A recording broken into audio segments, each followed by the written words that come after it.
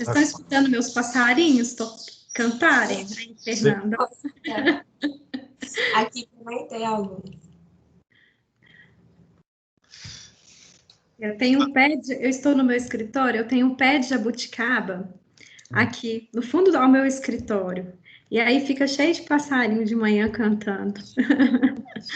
E jabuticaba, já deu jabuticaba, não? Já, professor. Esse pé de jabuticaba, ele tem 30 anos. Olha, que maravilha. Eu tenho 2 pés de jabuticaba pequenos aqui em casa, mas todo ano eles dão até mais do que uma vez por ano, né? Porque tem aquela Híbrida. A do senhor é híbrida? é híbrida. Uma delas eu não sei por que não está florindo, eu preciso até verificar por que ela não está florindo. A outra já está cheia já de bolinha lá, vindo as jabuticabas. Ai, muito bom. Mas são pequenas, estão em vasos, né? Ah, sim. Hoje o pessoal tem feito, eu não sei, eu gosto muito de planta. Hoje o pessoal tem feito, plantado pés de jabuticabas em coquedamas. Já viu? Uns tipo uns cocos, hoje não pode ter mais o coco, mas é uma bola, né, com um preparo, minerais e tal, e você coloca suspensas em casas. Então, eu já vi o pé de jabuticaba, eu achei tão bonitinho, mas eu ainda não tive coragem de comprar, não. Achei muito caro. E eu tenho natural aqui, então, mas o pessoal tem feito isso. Depois eu vou mandar uma foto para o professor ver. Umas redondas assim, sabe? É como se fosse uma raiz suspensa. E aí você coloca em casa com, né, auxílios de ganchos, fica muito bonito. Ela frutifica tudo? Frutifica. Ó. Fica. Achei muito legal. Uma delas, uma que eu tenho aqui, ela foi muito maltratada, porque eu passei por várias reformas aqui no meu, né, no ambiente. Então ela começou num bonsai. Ela tem 14 anos. Ela começou num bonsai. Aí um dia eu resolvi colocar no vaso, ela cresceu muito, mas ela só começou a frutificar mesmo o ano passado, com 13 anos.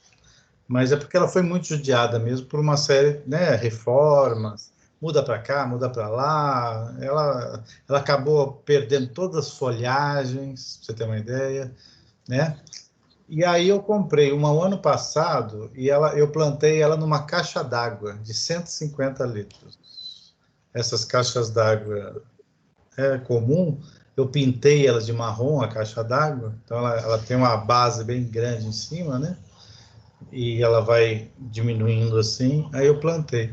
Ela deu bastante, já no primeiro ano já deu bastante jabuticaba, mas agora não floriu, era para ter florido, eu não sei porquê. Ela tá com uns bichinhos, parece umas aranhinhas, sabe?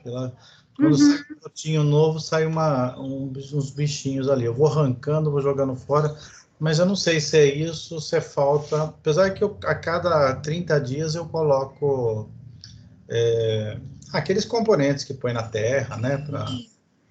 Professor, meu pai, ele gosta muito de planta. Nós todos aqui em casa gostamos muito de planta, assim, de plantar.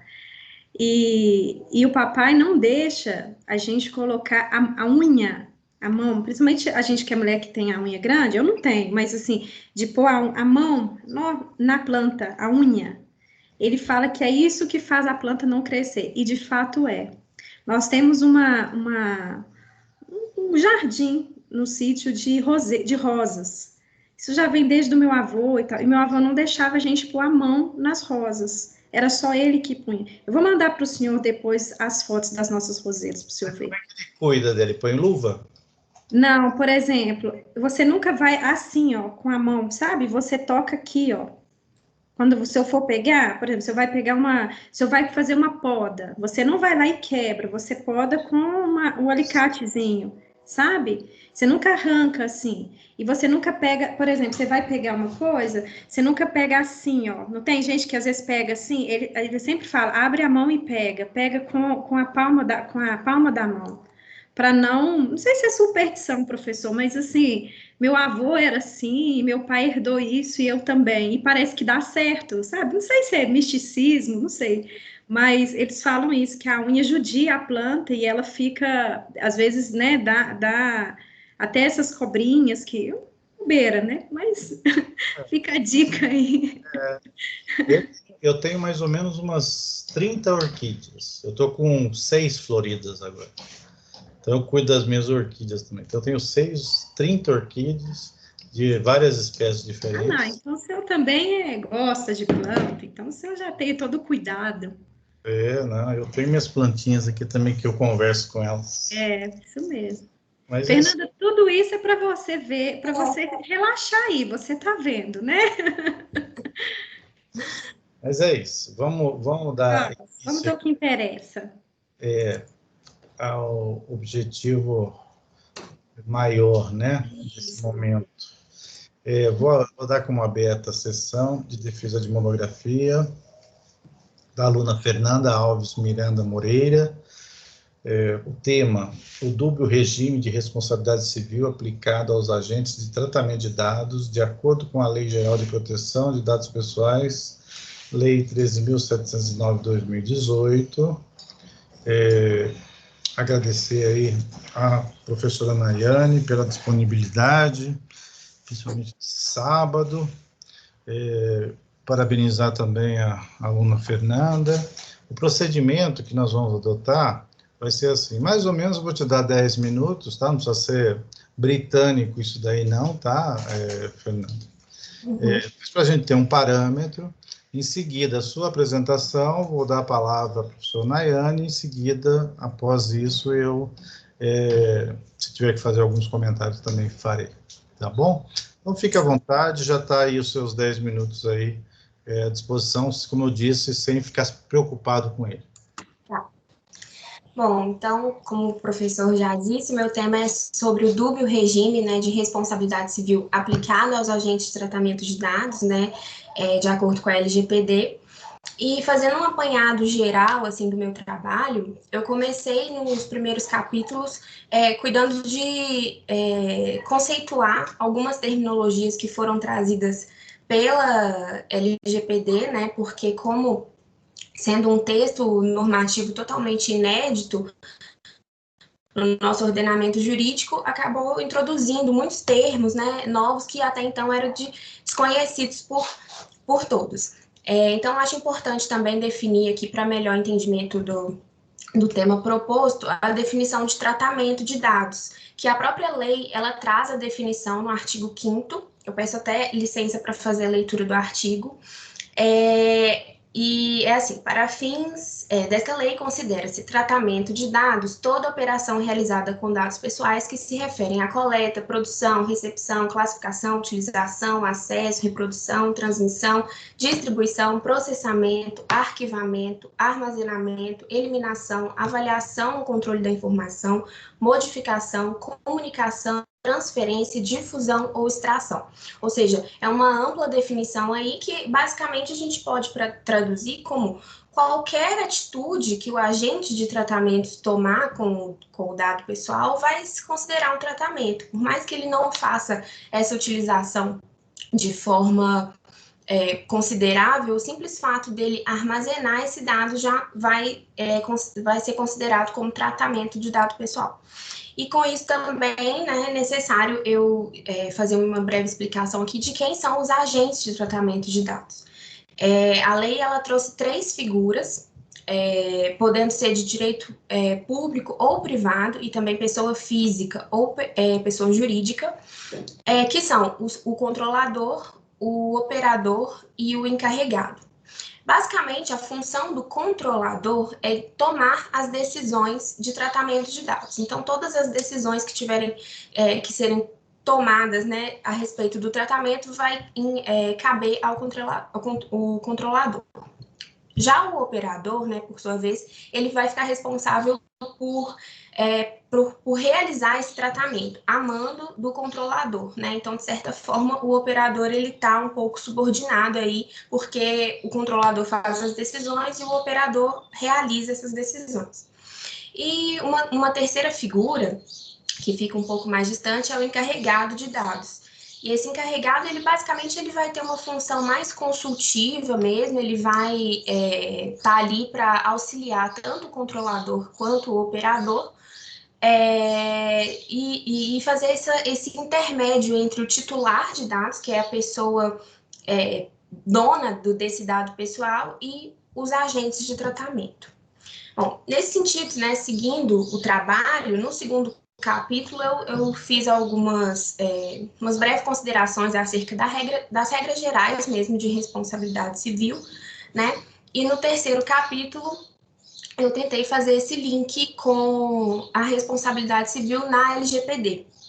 Porque dentro da comunidade assim, acadêmica existe uma discussão acerca de qual regime de responsabilidade civil o legislador adotou para ser aplicado na Lei Geral de Proteção de Dados. E até agradeço a ajuda do professor para dar uma luz aí na escolha desse tema, porque eu já tinha lido, né, muito sobre essa discussão, mas ela é muito incipiente ainda, eu não vejo muita discussão sobre isso ainda, encontrei muita pouca discussão ainda.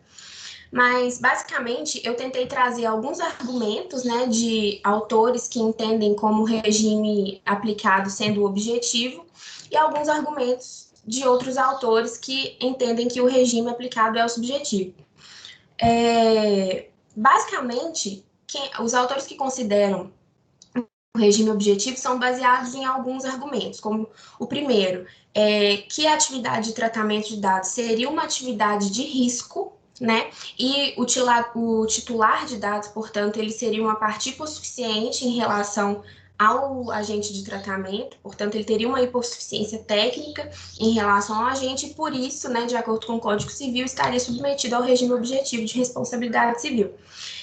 Também outro argumento são as grandes semelhanças, né, com a LGPD em relação ao Código de Consumidor, né? A LGPD ela foi muito inspirada na legislação europeia, mas chamou atenção, né, também por ser uma lei protetiva, assim como o Código de Defesa do Consumidor, muitos fazem essa comparação, principalmente a seção de responsabilidade civil, que é muito parecida. E por outro lado, tem autores que entendem diferente, já que, apesar dessa semelhança, a LGPD em nenhum momento ela trouxe as duas palavrinhas ali chaves para a identificação da responsabilidade objetiva, que seria independentemente de risco, de culpa. Então, a LGPD não trouxe em nenhum momento, pelo contrário, ela basicamente copiou alguns dispositivos do CDC, excluindo meramente essa parte de independentemente de culpa. Então, algumas palavras também que faziam menção à culpa no projeto inicial, elas foram retiradas depois no trâmite da lei, que também isso faz com que seja um argumento aí. Mas, ainda assim, o argumento mais forte para os que consideram como o regime subjetivo seria a possibilidade desse agente de tratamento de dados se eximir dessa responsabilidade de indenizar, mediante a comprovação de que agiu conforme a legislação e adotando as medidas de segurança. Então, pelos meus estudos, o que eu percebi é que, basicamente, o legislador ele impõe um standard de conduta ao agente de tratamento. Então, o que eu quero dizer com isso? O agente ele fica responsável por respeitar, ele fica obrigado a respeitar uma série de deveres e uma série de medidas de segurança para que não cause dano ao titular. E mesmo assim, se causar um dano, se ele comprovar que agiu conforme a lei, que respeitou as normas, ele poderia se eximir dessa responsabilidade de indenização. Então, por isso, alguns autores entendem que o regime adotado foi subjetivo. Então, a conclusão que eu cheguei ao final do trabalho foi que a LGPD ela adota basicamente os dois regimes de responsabilidade civil, né? Isso que é até uma crítica que eu faço à legislação, né, por ter deixado aberto essa lacuna que pode causar imensa insegurança jurídica, né? Porque se existe essa discussão entre a própria comunidade acadêmica, imagine quando chegar no tribunal, né? Então, como que isso vai ser decidido, né? O juiz ele vai adotar a responsabilidade objetiva, vai ser de acordo com caso a caso. Então, assim, são fundamentos sólidos de ambos os lados que poderão ser alegados, por exemplo, pelas partes e causar uma insegurança jurídica mesmo a respeito desse problema. Eu cheguei a uma outra conclusão, que eu acredito que o legislador ele se inspirou muito no Código Civil italiano e no Código Civil português, que utiliza a ideia de culpa presumida, né? Então, seria esse artigo 40, essa possibilidade de se eximir uma menção indireta à culpa. Eu acredito que estaria mais para o lado subjetivo do que para o objetivo. Por quê? Porque a culpa vai ser presumida, né, em razão da atividade de risco e tudo mais, mas existe a possibilidade dele se eximir dessa responsabilidade de indenizar, se ele prova... Não, a lei não menciona a palavra culpa, mas é basicamente se ele provar que agiu conforme as normas e os padrões, né, as medidas de segurança.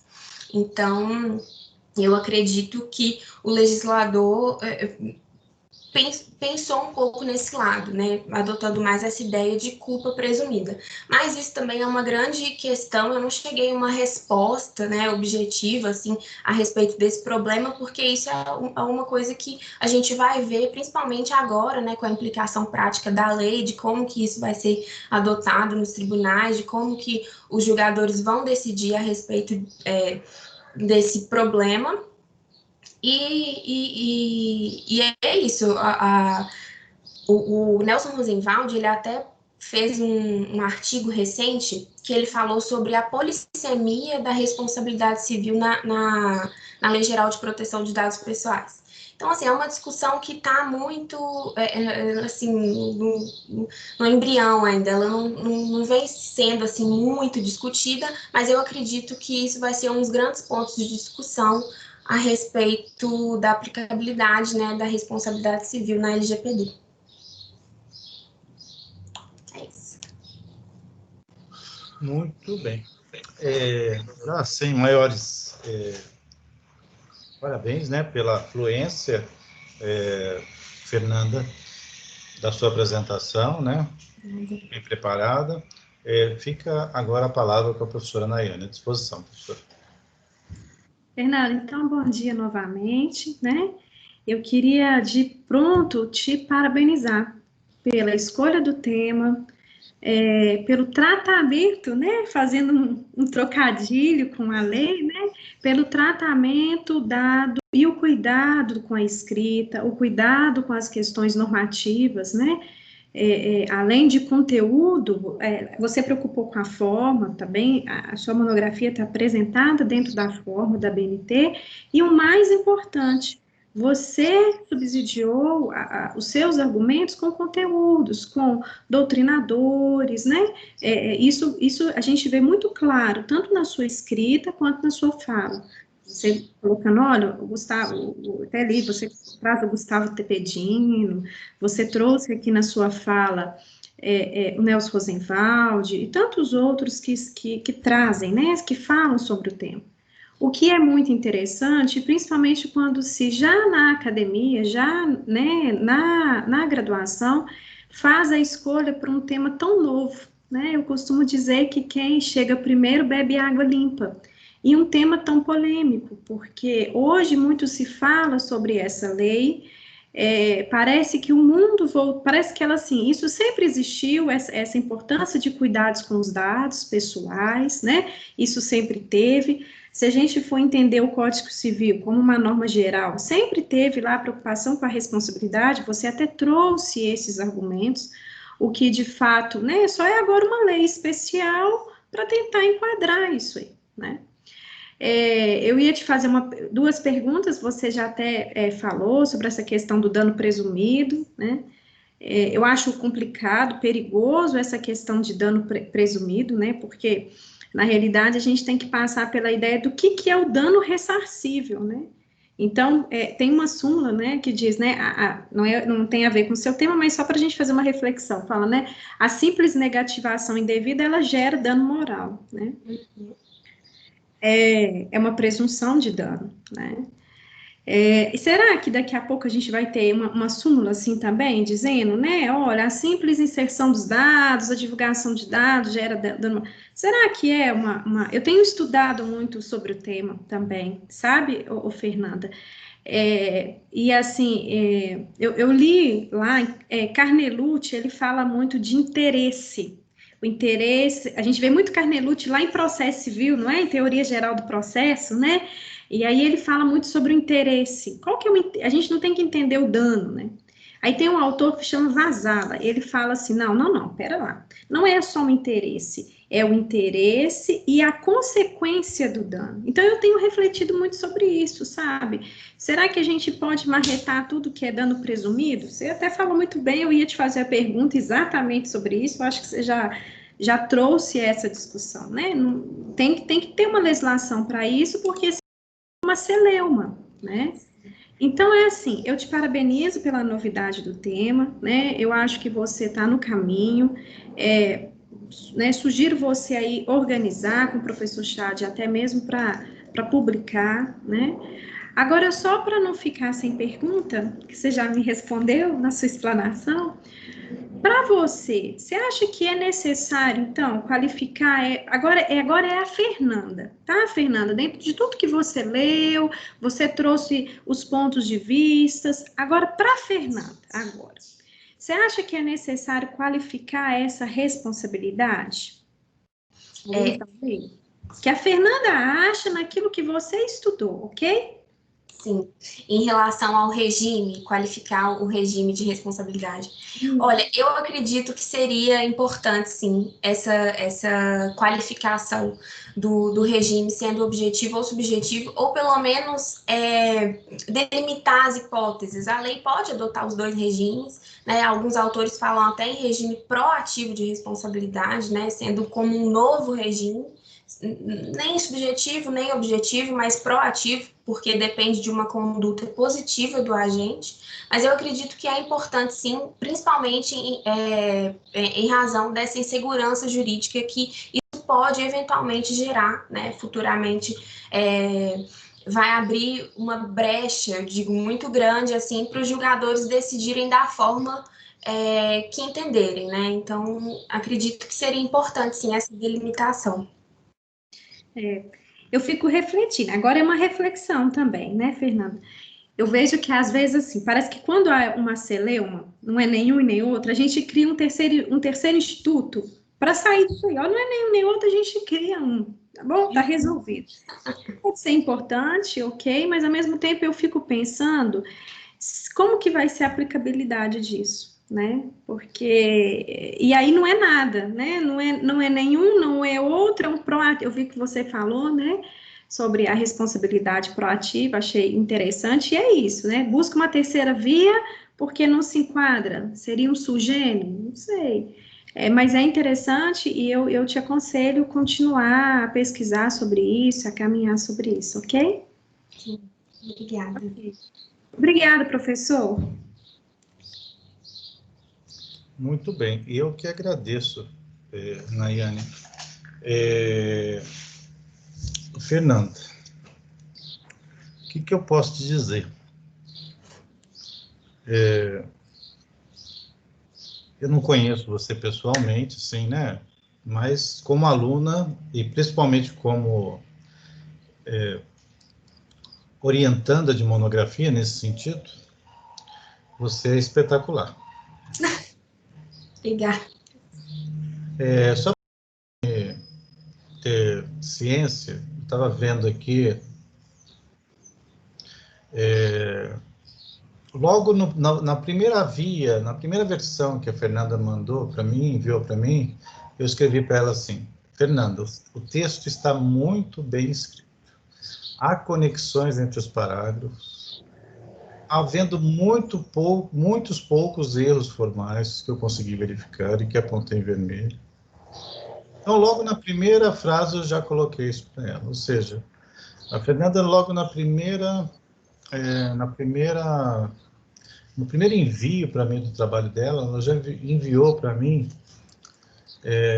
um trabalho com capa, com folha de rosto, com contracapa, com abreviaturas, já com sumário. Ou seja,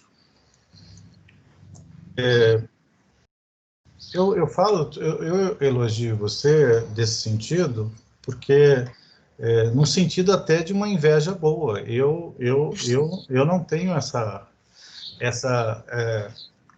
forma como você enviou o seu trabalho para mim, Fernando, eu não me sentia tão capaz de fazer um texto tão bem escrito como você escreveu. Tá? Então, o que eu posso te falar é isso. Aproveite, né? A gente tem que aproveitar aquilo que a gente tem de melhor. Porque aquilo que a gente tem de melhor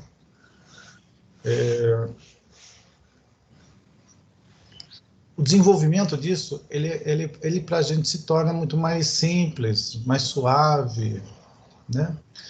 Quando a gente tenta fazer algo que não está dentro do nosso dom, do nosso lado mais forte, e que muitas vezes temos que fazer, porque a gente não tem como escolher só coisas que a gente sabe, gosta. Talvez alguns tenham esse privilégio, né? Mas a grande maioria não, né? A gente tem que assumir muitas vezes um grande pacote.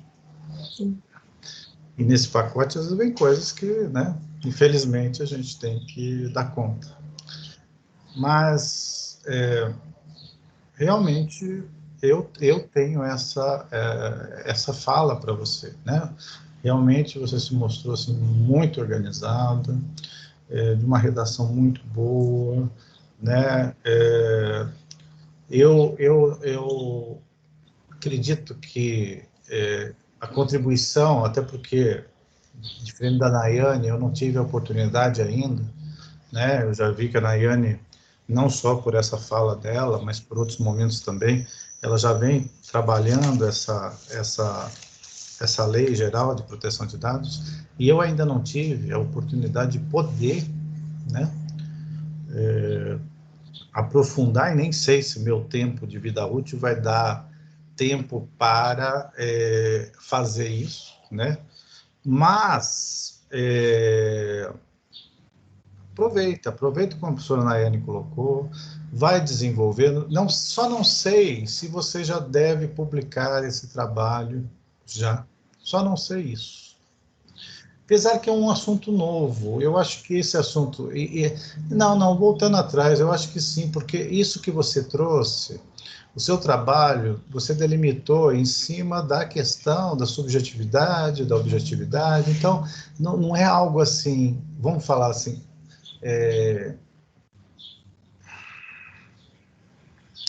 extremamente original, vamos dizer assim. Você pegou as ideias, você fez uma estruturação muito boa, mas trazendo a originalidade no seu trabalho, está exatamente na comparação e na demonstração de que há esses posicionamentos diferentes. Então, porque às vezes eu falo para o aluno, quando eu vejo um trabalho assim que muito, né, tem uma ideia muito assim, não, aprofunda mais e depois você publica algo seu assim, conciso. E eu acho que é aí que você deve chegar. Pegar esse seu trabalho, publicar sim, eu acho que ele é muito digno de publicação, muito, mas muito mesmo. Mas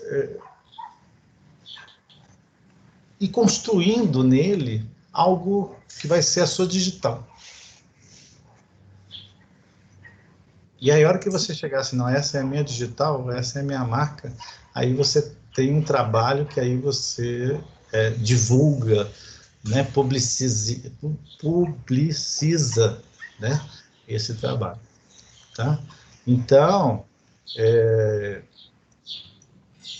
eu não tenho mais nada para perguntar, né? Eu não tenho mais nada para falar. O que eu teria para falar é exatamente isso, Fernando. Parabéns. Como disse, eu costumo dizer, né? E repetindo até, para reforçar. Aproveita esse dom, é muito. Eu não tenho esse dom, não tenho mesmo. Não tenho. Então, cada um sabe as suas limitações, né? Eu sei o que eu sei fazer de bem, de bom. Eu sei o que eu sei fazer de bom, né? E que eu me destaco, eu sei, né? Mas é algo assim muito, muito valoroso mesmo. Você está de parabéns. Obrigada. Fique à vontade. Eu não preciso nem, da minha parte, não preciso nem conversar com a Nayane em particular para deliberar sua nota. O senhor já viu aqui que eu também não, né? Então, você está aprovada, óbvio, com nota 100 e vou destacar na ata a sua indicação para a universidade para possibilitação de ajudá-la caso você queira publicar seu trabalho. Sim. Obrigada, professor. Eu que agradeço e dizer que o senhor foi fundamental na delimitação desse tema. Eu estava um pouco perdida na primeira reunião, a gente conversou e aí eu trouxe esse comentário. O senhor falou assim: não, mas isso já daria um trabalho? Por que você escreve sobre isso? E foi aí que eu decidi seguir com esse tema. Então, agradeço demais, professora Nayane. Muito obrigada pelas palavras, pela disponibilidade também, professor Chad, pelas palavras. E é isso, só tenho a agradecer. Então... Professor Chad, deixa eu falar só não perca a oportunidade. Né? Essas oportunidades, tá muito bem escrito o seu trabalho, já falei, professor Chad já falou. Caminho. Vai. Com certeza. Olha, o professor Chad foi o meu professor da graduação. Hoje eu tenho a honra de compor uma pós-graduação como professora na qual ele coordena. E eu vou te falar, receber um elogio dele, ele é muito, né, o professor Chad é de uma grandiosidade incrível, assim, mas com tanta firmeza e ponderação, não desperdice isso não, vai fundo, ok? Obrigada. Bondade sua, Nayane, não. Nayane foi muito exagerada. Um dos motivos de eu ter escolhido o senhor professor Chad foi porque me falaram que senão ele é rígido, ele vai puxar sua orelha se for necessário, pode ir com ele, porque era exatamente isso que eu queria, alguém que me orientasse de fato, e foi o que aconteceu. Exatamente. Então, tá bom. Obrigado também pelas palavras. A Nayane também, né? Aproveitando aqui um momento, a Nayane aí, a gente, como ela disse, né? A gente trabalhou junto na graduação. Se eu não me engano, eu não sei se eu fui seu orientador ou participei da sua banca. Eu estava lembrando disso ontem, o senhor participou da minha banca. Era a banca mais temida da PUC, Fernanda. Era o professor Ricardo Chad, professor André Leal e o professor Carlos Henrique Soares, o famoso Casem. Era a banca mais temida. Falei sobre a pretorização do sistema processual civil brasileiro, não esqueço disso. Que legal. E a Nayane, né, já se mostrou, né, desde a... É claro que a gente não tem a lembrança de todos os alunos durante a graduação, que são muitos alunos, né, então, infelizmente, o nosso cérebro, né, tem essas limitações, mas a parceria que, né, num passado recente, eu e a Nayane temos feito, e tomara que ela frutifique mais ainda. Amém. Nós todos. Frutifique mais ainda, e devido a todo o comportamento e conduta da Nayane também, que tem, por si só, mostrado todo o seu valor. Então, eu dou por encerrada aqui a nossa sessão de monografia, agradecer novamente. Então, está por encerrado. Obrigada, pessoal. Fica com Deus, Fernanda. Um grande abraço. Amém, você também. Nós temos